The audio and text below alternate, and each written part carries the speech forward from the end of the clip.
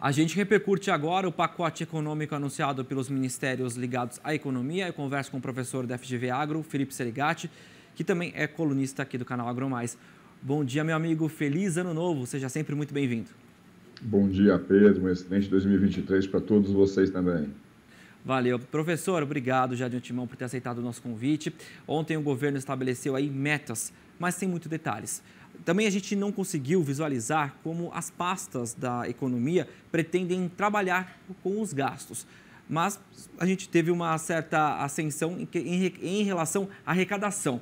Qual a leitura dessa coletiva de ontem? E antes da sua resposta, eu gostaria de trazer para a gente uma tela aqui que justamente elenca alguns pontos, né? Que ontem a gente estava conversando sobre isso. Queria pedir para o pessoal colocar para a gente aqui nessa análise do pacote econômico. Nós temos 4 pontos que a gente pode elencar aqui. Se o senhor me permite, antes da gente começar, falar sobre a reestimativa de receitas de 36 bilhões de reais, como essas receitas aumentariam. Temos aí a questão das ações de receitas permanentes, tem ações de receitas extraordinárias de 73 bilhões e também a redução de despesas de 50 bilhões. São 4 pontos aqui que nós vamos elencar nessa entrevista. Começando então, professor, vamos começar então analisando esse pacote. Pois é, então, em primeiríssimo lugar, né, ontem foi feito o anúncio, muito anúncio, muita estimativa, mas uma sinalização mais concreta, na minha opinião, ficou faltando. Talvez isso vai ser elaborado ou divulgado mais para frente, mas até o momento que a gente tenha mais uma sinalização de boa vontade do que política pública mesmo. Ainda assim, mesmo que assumindo aqui essa postura de boa vontade, na minha leitura, vai na direção equivocada. Nosso problema não é um problema de receita. Nosso problema é de expansão de gastos. Qual que é a grande dor de cabeça que tem colocado a nossa crise fiscal na situação que a gente tem observado? É que os gastos, principalmente os gastos obrigatórios, eles têm crescido numa velocidade incompatível com que a economia brasileira consegue crescer. E aí a gente tem resolvido isso, de um lado, aumentando carga tributária. Quando isso não pôde mais ser feito, a gente aumentou o nosso endividamento. E das medidas propostas ontem, a gente tem apenas uma pequena fração, que é redução de despesas ou contenção desses gastos. O resto que foi anunciado ontem é muito mais do lado das receitas do que das despesas.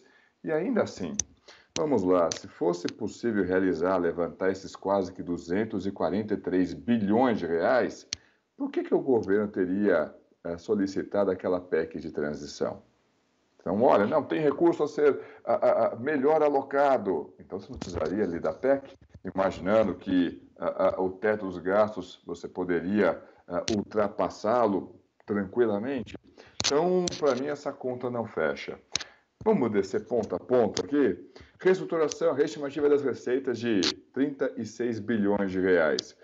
E aí, como é que surgiu? Como é que vai surgir esses 36 bilhões a mais? É por aumento de preço de petróleo? Ok, pode ser, mas quanto que tem que ter? A quanto tem que ir o barril de petróleo para você conseguir gerar esse volume adicional de receitas? O petróleo vai realmente para esse preço? Ou a gente está assumindo ali que existe um ovo dentro daquela galinha? Tá difícil isso, porque no anúncio do ministro Haddad, a declaração que foi feita foi melhora na qualidade do cálculo. Ok, então será que os cálculos estavam tão errados assim, a ponto de não terem colocado em cima da mesa 36 bilhões de reais? Depois, ações de receitas permanentes, né? Ok, parte disso é justamente aquela desoneração de tributos. Então, e aí está estimado aí algo em torno de 83 bilhões de reais. Ok, se efetivamente só com desoneração consegue levantar 83 bilhões de reais. Isso é grana pra caramba. E ainda assim, vai ter que combinar com o outro lado, seja com os setores afetados, seja, de repente, com os grupos que representam esses setores dentro do Congresso. Então, se já tem uma garantia de gastos, que está lá na PEC de transição, só que você tem uma série de incertezas com relação à receita. Como é que essa conta vai fechar? O terceiro ponto, que são receitas extraordinárias, né? Esse ponto tem uma parte problemática que não é só a respeito de 2023. Por exemplo, se a receita extraordinária praticamente vai valer apenas para esse ano. Só que a expansão de gastos acontecida na PEC de transição, ela vale de forma praticamente permanente. E lá em 2024, de onde vai ser tirado essas receitas extraordinárias, se elas são extraordinárias? Essa conta não está fechando.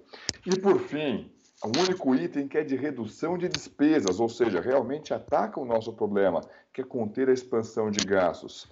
50 bi, ok, revisão de contrato, revisão de política pública, consegue rever um valor de 50 bi? Aí vocês vão dizer com razão, não, Felipe, parte disso também foi anunciado, que é não executar uma parte do orçamento. Peraí, gente, lá em 2019 foi aprovado, eu não sei se a lei, qual é o nome correto disso, mas o orçamento ele é obrigatório. Você só pode não gastar, executar aquele orçamento se isso for bater na meta de superávit primário ou déficit primário. Mas esse não é o caso. Então, você é obrigado a gastar aquilo que está no orçamento. Isso é obrigatório. Então, tem um conjunto de medidas, sinaliza ali a intenção, ainda se essa intenção, na minha opinião, vai na direção errada, vai na direção de aumentar receitas e não de conter expansão de gastos, mas ainda assim, na minha leitura, está muito mais como meta do que como política pública efetiva. Pois é, professor. Agora vamos mudar um pouquinho, né, essa questão, porque tem outro ponto do pacote que eu queria abordar aqui. O ministro da Fazenda, Fernando Haddad, disse ontem que a reoneração de combustível está na planilha da pasta, mas a definição será tomada, abre aspas, no momento adequado, fecha aspas, após a nova diretoria da Petrobras, então, tomar posse. Lembrando que o presidente Lula prorrogou, né, contra a vontade de Haddad, a desoneração para a gasolina e o álcool até fevereiro e também para outros insumos até o fim do ano. É uma corrida, então, professor, para arrumar as contas, até ter caixa para cumprir as promessas de campanha? Como é que o senhor está avaliando essa questão? Porque eu estou vendo que tem um impasse entre o executivo aí. Pois é, e esse impasse não vai aparecer apenas na questão dos combustíveis, vai aparecer praticamente em qualquer outra desoneração. Combustíveis certamente chama mais atenção, porque é um produto que todo mundo consome, então os domicílios sentem isso no seu bolso, o setor produtivo também, por exemplo, no custo do frete, e isso deu um grande alívio, por exemplo, na inflação ano passado. E aí deixou claro uma coisa, né? Puxa vida, o tamanho da carga tributária sobre combustíveis é muito grande. De qualquer forma, a dinâmica não é das melhores. Então, mesmo sem contar com a receita, sem mesmo ter a garantia, e essa reoneração ela não é total, é uma reoneração parcial em cima dos combustíveis, a receita, mesmo que parcialmente, também não está garantida. A gente já garantiu a expansão dos gastos na PEC de transição. Essa conta não fecha. E detalhe, os gastos na PEC de transição têm características de serem permanentes. Não é uma história que a gente precisa resolver apenas para 2023. Isso vale, no caso do governo Lula, daqui até o final do seu mandato.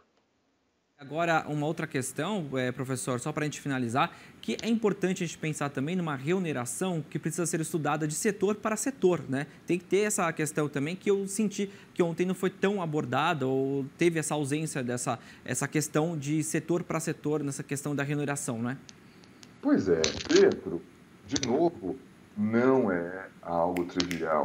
Conceder um benefício é bacana, o pessoal aplaude, rende boas manchetes. Ah, não, mas esse aqui é um benefício temporário.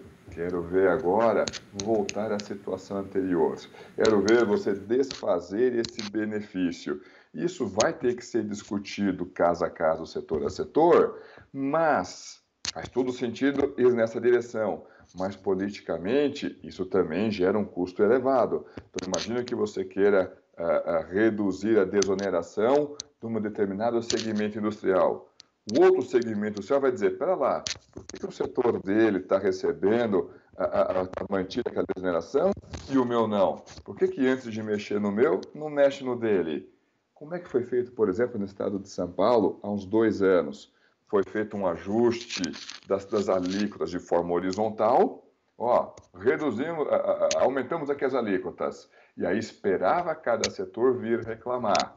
Gente, deu uma dor de cabeça, não é trivial. Imaginar que com isso você vai conseguir arrecadar esses 83 bilhões de reais, eu acho que tem aí um bom excesso de otimismo. Certo, tá aí professor Felipe Serigatti trazendo informações para a gente, uma análise muito ampla sobre esse pacote econômico anunciado ontem pelos ministérios que são relacionados à nossa economia. Está muito ainda nebuloso, a gente sabe que algo vai ser aí mais detalhado, a gente espera durante o passar dos dias, mas um pacote aí foi anunciado ontem pelo ministro da Fazenda, Fernando Haddad. Professor, obrigado. Tenha um excelente e produtivo fim de semana. A gente volta a conversar quando o assunto for agroeconomia. A gente está sempre de portas abertas. Muitíssimo obrigado. Uma excelente sexta e um ótimo final de semana. Grande abraço a todos. Um abraço. Até mais.